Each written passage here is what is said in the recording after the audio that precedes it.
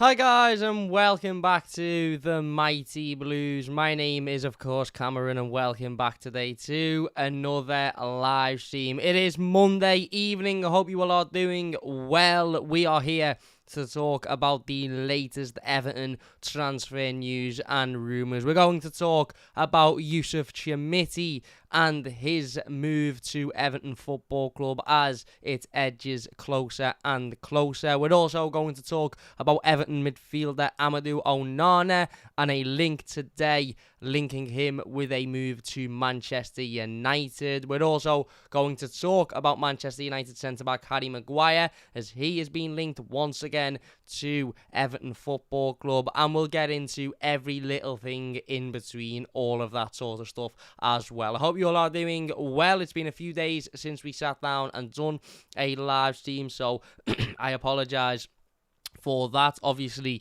we have just uploaded the instant match reaction. Well, it wasn't really an instant match reaction, but I'm calling it an instant match reaction. So there you go, to Everton's 1-0 win over Sporting on Saturday. Unfortunately, I wasn't able to be present at Goodison Park to watch the game, but I have caught up on it and thought I'd do a little video just giving my thoughts and opinions on the performance and on pre-season pardon me, as a whole, and how I'm feeling going in to the Premier League season. But anyway, we are here to talk about the latest news and rumours, specifically the latest transfer news and rumours, as things have been a little bit quiet over the last couple of days. So obviously, we've known for a while now that the Yusuf Chermiti stuff has been well and truly in the, in the melting pot, and it has been just a sort of matter of agreeing the deal, and then ultimately the player agreeing his personal terms at the football club before we can get the deal completed. We have had some movement over the last 24 hours or so after it went quiet for a few days, and it usually does, doesn't it? We usually get this with these types of transfers where, you'll find that there's reports of a deal being completed and reports of, a fee being agreed. And then when it gets to the sort of the stages of contracts being sort of drafted and signed and medicals being booked and all stuff like that, it sort of goes a little bit quiet for a few days. And that is what we've just had for the last 3 or 4 days or so, just pretty much no update whatsoever. But we have had an update today regarding Yusuf Chermiti's move. Fabrizio Romano, as well as a number of sources from Portugal, have stated that Yusuf Chermiti is in the UK to complete his move to Everton with his medical booked. Everton have reached an agreement in principle with Sporting to sign the player. As I said, that was coming from Fabrizio Romano. We heard from Record Portugal that Yusuf Chermiti has arrived in England for his Everton medical, and various other sources over the last few days or so suggesting that the deal is moving closer and closer to being completed. Alan Myers, who of course was one of the first journalists to break this move, he has stated that Yusuf Chermiti's move to Everton is now done and expected to happen in the next couple of days. So hopefully we get to see an announcement of Yusuf Chermiti over the next sort of 24, 48 hours or so. Whether or not he will have any involvement in Saturday's game against Fulham remains to be seen. I'm sure if he has officially signed his deal before Saturday afternoon, he will be paraded onto Goodison Park in some form or another, whether it is, in his sort of casual gear to watch the game and he gets brought on at half-time or before the game, or whether he is actually a part of the matchday squad. I suppose that will depend on a couple of things, probably the fitness of Dominic Calvert-Lewin and the availability of Dominic Calvert-Lewin and probably the availability of Arnold Danjuma as well. If both of those players are unavailable and not deemed fit enough to have any form of involvement on Saturday, then Yusuf Chermiti mightn't have any choice but to be in the matchday squad. And that wouldn't necessarily be a bad thing either, because for me, if he's signed, he's obviously been training with Sport, and he's obviously had somewhat of a pre-season there with them. So, he doesn't really need any time to sort of train and get to fitness, etc. If he signs his contract this week, then why not have him in the matchday squad on Saturday to give us all a little bit of a boost and something to be excited about. Whether or not that happens, we will wait and see. But as I said, according to Fabrizio Romano, Alan Myers and various sources in Portugal, he is currently in the UK having his Everton medical, and that means that it is just a matter of time before he is an Everton player officially, and then B, announced officially as an Everton player. And hopefully we do get that announcement over the next couple of days, because it would be, as I said, something to be a little bit excited about, something to look forward to going into Saturday's game against Fulham. Personally, for me, I still think Everton are incredibly light going into the opening game of the season. Now, obviously, I'm fully aware that the transfer window hasn't closed yet and doesn't close until a couple of weeks into the season, and I'm fully aware that there is more than likely going to be a lot more deals done in the next couple of weeks or so as the season starts, and as teams start to sort of realise which players they want to keep and which players they don't want to keep. I'm 100% aware of all of that, and maybe that's what Everton have been waiting for. Maybe Everton have been waiting for those sort of first couple of weeks of the season before they do any business, because that's when you'll get players for better deals. That's when you know there's a lot less haggling with teams, because teams are more sure of who they want to keep and who they don't want to keep, and therefore who they don't want to keep they'll likely want to get rid of to make some money back. So, you know, I'm fully aware of all of that. However, it has to be said, you know, Everton going into the Premier League season with only Arnold Danjuma and Ashley Young as our only signing so far is incredibly worrying, considering how weak we are as in terms of the squad depth. But again, hopefully Yusuf Chermiti is added to that, and hopefully we see that announcement and that deal being made official over the next couple of days or so. It seems like there is nothing that can hold that deal up. I don't want to jinx it, so touch wood that, you know, this one goes through. But I'm sure once he has completed his medical and once he's signed all of the relevant, you know, documentation, then he will be announced as an Everton player. So always nice to see an advancement in a transfer. You know, I feel like even though it's been quiet for a couple of days on the Yusuf Chermiti front, I don't think there's been any real sort of anxiety or any real sort of doubt that this one, you know, would or wouldn't happen. However, you know, it's always nice to get an update, and it's always nice to hear sort of fresh information regarding a deal. So, yeah, according to Fabrizio Romano, Alan Myers, and various sources in Portugal, Yusuf Chermiti is now in England, completing his medical to become a new Everton player, which is a fantastic bit of news. Moving on, we have just heard in the last hour or so, according to Mail Sport, Manchester United have held talks over the possibility of signing Amadou Onana. However, those talks have not progressed. This is obviously coming after Everton's 1-0 win over Sporting on Saturday, in which Amadou Onana was very good in that game, put in a very impressive performance, and one that I have complimented him an awful lot on in the instant match reaction, and I've spoken quite candidly about how I feel Amadou Onana could be a big player for Everton this season and could have a lot of influence on the team, which is something that he didn't really have last season. And again, that, you know, wasn't necessarily his fault, but he just didn't have a lot of influence on the side last season. And I feel like from what we've seen in the last couple of weeks of pre-season, he certainly seems to be a lot more comfortable and seems to be a lot more influential. So, yeah, look, for me, again, obviously, there has been a lot of talk surrounding Amadou Onana's future. There has always been a lot of talk surrounding Amadou Onana's future, certainly this transfer window, because it was, you know, it was spoken about quite a lot towards the back end of last season, that if Everton were wanting to bring in players this summer, if Everton were wanting to improve their side dramatically, then it would mean they would have to sell a player, or, you know, they would have to bring in, you know, a lot of money to be able to then go and spend that. And, you know, at the moment at this football club, we haven't particularly got many, you know, sellable assets, or certainly many sellable assets that are likely to bring in a big transfer fee. Amadou Onana is one of them. Jordan Pickford is another, but Jordan Pickford obviously had just signed a new contract. So it was spoken about quite a lot towards the back end of last season that if Everton were going to need to sell to buy, to coin a popular phrase, then it would probably be Amadou Onana would be the player that leaves the football club. And then we didn't really hear anything about it. You know, we heard some rumours that teams like Chelsea were interested in him.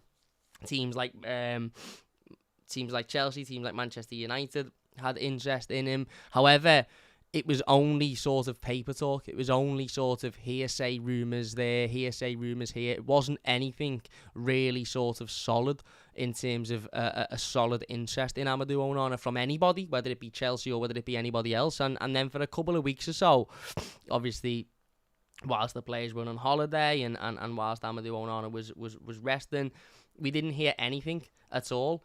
And then he come back for pre-season. We didn't hear anything. And then we've heard absolutely nothing until today, where this report from the Mail suggests that he was discussed by Manchester United. However, you know, that those discussions didn't seem to go particularly far, and he, you know, again, it looks like they've moved on from that. For me, I said it in the instant match reaction, and I'll say it again now, I think Everton would be silly to sell Amadou Onana at this point in the transfer window, because we would certainly have to replace him. If he was to be sold, we couldn't allow him to leave the football club without replacing him. It would add another sort of problem on top of the problems that we've already got, in the sense of that we already know we need to go out and sign a centre forward. On top of Yusuf Chermiti coming in, by the way, Yusuf Chermiti cannot be the only centre forward Everton by this summer. We already know we need to go out and buy another winger, potentially 2 wingers if Demarai Gray leaves the football club. We already know we maybe need another centre back, dependent on how Sean Dyche is, you know, the decision Sean Dyche is wanting to make with Jared Branthwaite. So, therefore, you know, selling Amadou Onana and then having to replace Amadou Onana would just add another issue on top of the, you know, the transfer issues that we've currently got at the football club at the moment. You know, add that to the fact that we've only got a couple of weeks left before the transfer window shuts. It would be a real sort of risky move. I think if Amadou Onana was to leave the football club, it would have had to have been in those opening couple of weeks of the transfer window. You know, when we'd have had enough time to be able to go out and find the replacements, and we'd have had enough time to be able to go out and make sure that we spent that money wisely. We're not in that position now. We are, you know, 5 days away from the Premier League season starting. And ultimately, although we've still got a couple of weeks left of the transfer window, I think selling somebody as important as what Amadou Onana could be this season at this stage in the window would be pretty silly. You know, and as I said in the instant match reaction, I think he's really, really impressed me in pre-season. I think he's looked good. I think he's looked bright. I think he's looked positive. And ultimately, if he can continue that going into the Premier League season, then he will have a big influence on this side. I spoke, you know, about Amadou Onana not really having a lot of influence on this Everton team last season. You know, neither positive or negative. I think there was a lot of games last season in which he was there, but he didn't really do anything of note. He wasn't a positive influence and he wasn't a negative influence. And that is not what we need. And I always felt like a second season for Amadou Onana would be massively beneficial, because I always felt like he would improve drastically after one season in the Premier League. Let's not forget, this is a young lad who last season, it was his first season in England, first season in the Premier League. He'd only played something like 60 professional games before he moved to Everton Football Club, so it wasn't like he had a whole load of experience playing professional football. He didn't whatsoever. So I'm not criticising him by saying he wasn't massively influential last season. I'm just telling the truth, he wasn't. But there was obvious reasons for that: his age, his inexperience, etc., etc. So if he can have another season in the Premier League and another season at Everton, and he can use the experience from last season, and he can use the sort of the know-how of the league and the pace of the game, etc., etc., to his advantage, then I think he could be a real asset to our football club going forward in the next 9 months. And, you know, as I said, from what I've seen in pre-season, I know, you know, I get it, it's only pre-season, and the level of opponent that we've played in pre-season isn't anywhere near what the level of opponent is going to be in the Premier League. I get all of that. However, we can only sort of look and judge what we've seen, and from what I've seen so far in pre-season, he looks much more responsible. He looks like he wants to take responsibility. He looks like he wants to take accountability. He looks like he's willing to grab the game by the scruff of the neck. He had a couple of good chances against Sporting on Saturday. He was unlucky not to score. He rattled the post with one of them. He seemed dominant. He seemed, you know, like I said, the influence for me is that big word when you've got a 6'4", 6'5" central midfielder. you've spent 40 odd £million on him. You want him to influence games of football, and for far too many games last season, Amadou Onana didn't influence the game whatsoever. Whereas if we can get that to a point this season where he is influencing games of football and where he is sort of, as I said, he's being the difference between Everton winning and not winning, then that will obviously only benefit Everton. And as I said, I think at this point, allowing him to leave would be a massive, massive risk that I just don't think Everton should be willing to take. Again, I'm saying this as if Manchester United have bid for him, or there seems to be a genuine interest from Manchester United for him. There isn't. The article actually states that they had held talks about Amadou Onana, but those talks haven't progressed at all. Now, I assume those talks were earlier on in the transfer window, and therefore, the reason they haven't progressed is because they've moved on to other targets, or ultimately they haven't wanted to pay Everton's asking price for him. But I just thought it was worth talking about, because I think at this point, again, I think he could be a really, really important player for Everton next season. After 1 year under his belt, the experience of the Premier League under his belt, I think he could be massively important for us. And for me, I'd be wanting to keep a hold of him now. I would. Anyway, moving on.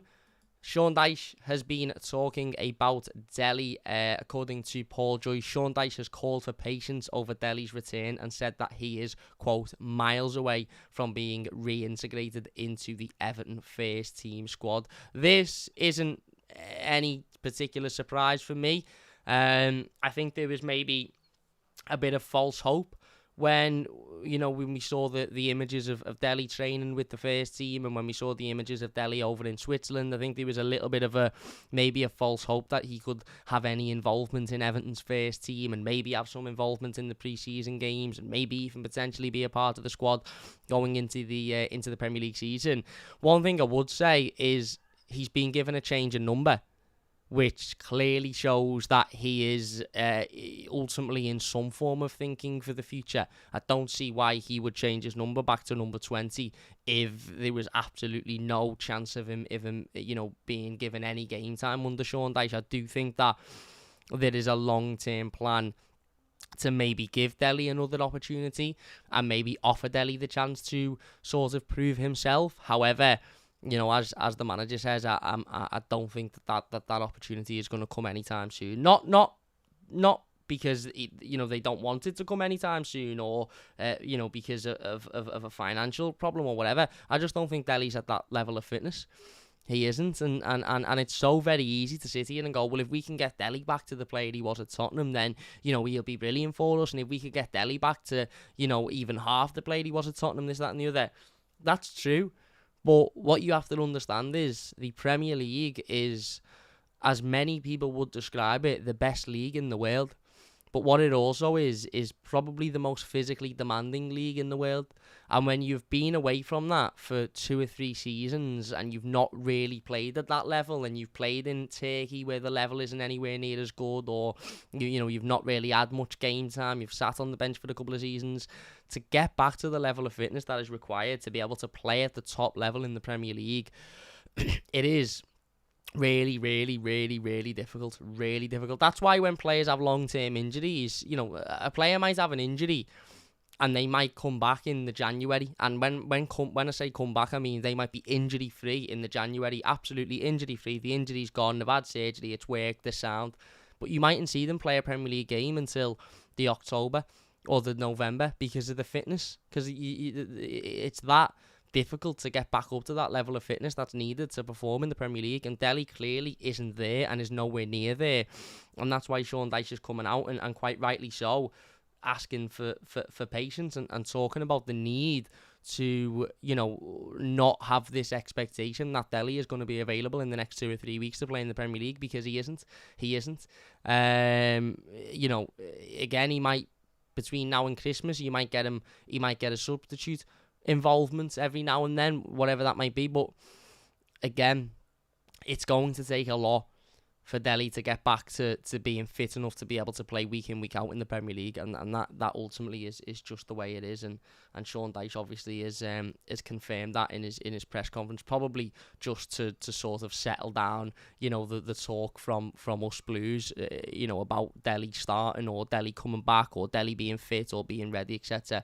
It's not just a case of, oh well, Delhi's done an interview now and he spoke about wanting to be at the best level and feeling good and feeling fit and not being injured, etc., etc. It's not just about that. You can't just throw him in and go, well, okay, you haven't got an injury and you're feeling good, so let's throw you in. No, you've got to be at the right fitness level. You've got to pass the fitness test. You've got to prove that you can go and play a Premier League game for 90 minutes and be able to deal and be able to cope with it. And Delhi obviously isn't at that stage yet, and I'm sure when he is at that stage, he'll be given the opportunity to show that, whether it be at Everton or whether it be at somebody else. Anyway, moving on now. Sean Dyche has also spoken about Dominic Calvert-Lewin. He was asked if Dom will start against Fulham. He said, I doubt it, because the game's programme hasn't been achieved yet. He has played 2 45-minute games, so we have to keep building him up, because we cannot go down the cycle of events from the last 2 years. We have to break it. The programme hasn't been achieved yet. What does that mean? Does that mean that there is some form of return to fitness programme for Dominic Calvert-Lewin and he has to hit a certain amount of sort of points in that programme before he can be considered to return? Maybe. Again, Dom himself spoke on Saturday after the game and said he wants to be in that starting 11 against Fulham. That's his aim. His aim is to be there. He was speaking about his partner being pregnant and having a baby, and he said, well, hopefully the baby doesn't come on Saturday because I want to be in that starting 11 against Fulham. So we're hearing two different things here from obviously two different people. One from the manager suggesting that he won't be ready because he's not at that level of fitness yet, and one from the player suggesting that he wants to be there. Well, maybe this is now the point where Sean Dyche says, well, no, I get you want to be there, and I get you might be injury-free, and I get you might feel at that level of fitness, but ultimately, we're not willing to risk you going in and playing in the Premier League when you're not at the level to do it, and then risking getting another injury and then being out for another 18 months or whatever it may be. So, ultimately, I think we have to trust in the manager's decision with this, which is difficult because the alternative is Neil Maupay, and it without being disrespectful to Neil Maupay, it's quite blatantly obvious how much better Everton are with Dominic Calvert-Lewin in the team than what we are with Neil Maupay in the team. However, if Dom isn't fit and if Dom isn't ready and if Dom is ultimately, not there to be able to perform at 100%, then he doesn't play, and he doesn't play until he is at that. We're not just talking about a player who's had one injury, come back, and then you're sort of thinking, well, should we throw him in before, he might be ready and just hope he gets there quicker. We're talking about a lad whose career has been absolutely riddled with injury over the course of the last 2 years, and throwing him in too quickly without the right measures and without, the right results to suggest that he's ready could just ultimately make things worse and could ultimately lead him to picking up another injury, which is, exactly what we don't want. So, yeah, again, I feel like we have to trust the manager on this one and, ultimately have patience with Dom. Like we'll have to have patience with Delhi. I think we'll have to have patience with Dom as well. And then finally, Footy Insider have reported that Everton have discussed signing Manchester United defender Harry Maguire on loan. Highly doubt that this one will happen. I think Manchester United are going to want to sell Harry Maguire and going to want to bring in quite a hefty fee for him, or at least some form of fee to be able to, put it against the £80 million that they spent on him. Highly doubt they'll want to they'll allow him to leave on loan, and therefore I don't think Everton will be signing Harry Maguire this transfer window. I just can't see it. I ultimately just can't see it. I think it would be ridiculous for Everton to spend that money in that area when we've got bigger issues. Although I do think we need a centre-half, we've definitely got bigger issues. So there you go. Let us know your thoughts in the comment section down below. What do you think on the use of Chermiti stuff? Are you happy that it is finally moving towards a completion? What do you think about the Amadou Onana stuff as well? Do you agree with me? Do you think Everton should be now looking to keep him and obviously prepare for the Premier League season with him? Yeah. Let us know your thoughts on everything. If you have enjoyed this video, please do leave a like. It does only take a second. If you're new to the channel, don't forget to subscribe. We will be back over the next few days with some more content, so don't forget to look out for that. But until then, big thank you all for watching. Leave a like if you've enjoyed it, subscribe if you're new, and we'll see you later.